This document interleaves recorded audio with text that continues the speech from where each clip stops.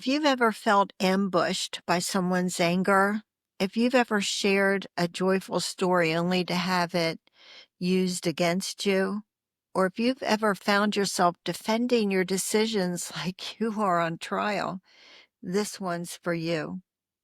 Today's episode blends honest reflection, raw insight, and the heartbeat of this series. This one's for you. Let's start with a story about Annie. She had a relatively ordinary day. She had taken her little girl to a doctor's appointment, and then afterward, they crossed the street to this really cute vintage soda fountain. It was just the two of them. There were milkshakes, laughter, whipped cream, mustaches, stuff like that, One of those moments you wish you could freeze and hold on forever. Just one of those.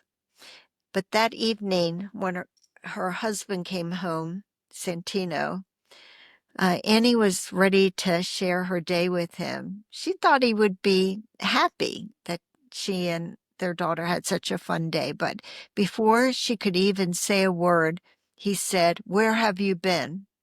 And it wasn't small talk. It wasn't concern. It was a challenge. What she didn't know and learn later was that when he got home, he placed his hand on the hood of her car, felt it was still warm, and he noticed it wasn't parked quite the right way. So that was enough to trigger an interrogation, enough to turn a good day into a shame spiral. And he paused at the question, just a second, but that pause was all it took. His voice changed, his eyes narrowed. Within minutes, she found herself on her knees, literally, explaining where she had gone, how much the milkshakes cost, where the money came from. And even as she said it, she knew it wasn't about the money. It wasn't even about the milkshakes or taking the car out. It was about control, about dominance, about daring to experience any kind of joy that didn't include him. What Annie experienced was narcissistic rage. Narcissistic rage isn't just anger. It's not random and it's not spontaneous. It's calculated.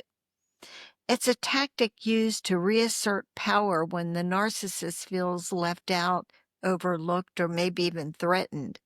Sometimes they're threatened by your smile, by your peace, by the fact that you were able to find a little bit of happiness without them.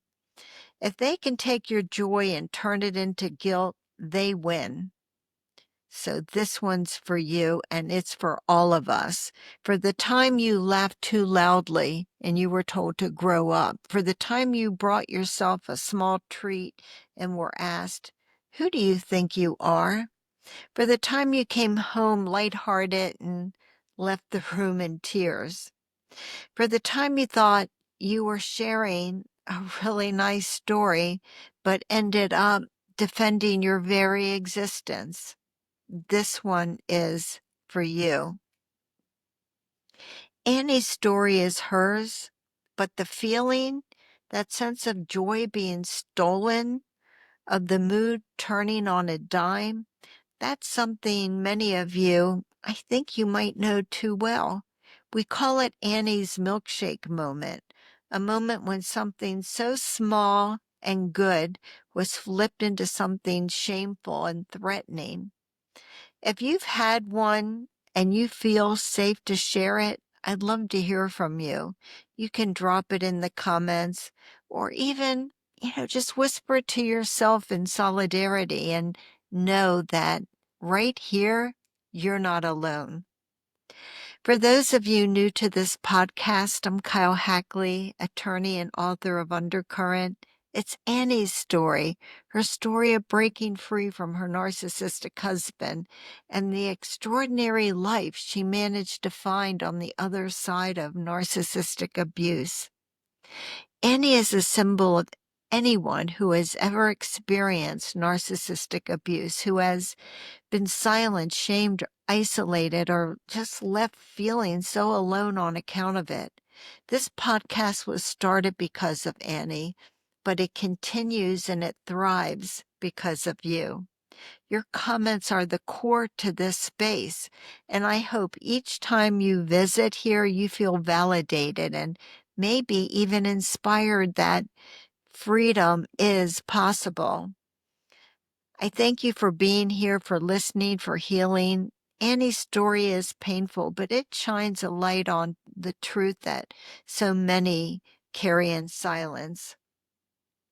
I want you to remember that you are stronger than you ever believed, that you are a warrior against narcissistic abuse, that you are tenacious, and that I never want you to give up on what you believe in. I honor you. I see you. I appreciate you. And until next time, please take care of yourself. And then I'll see you in the next episode.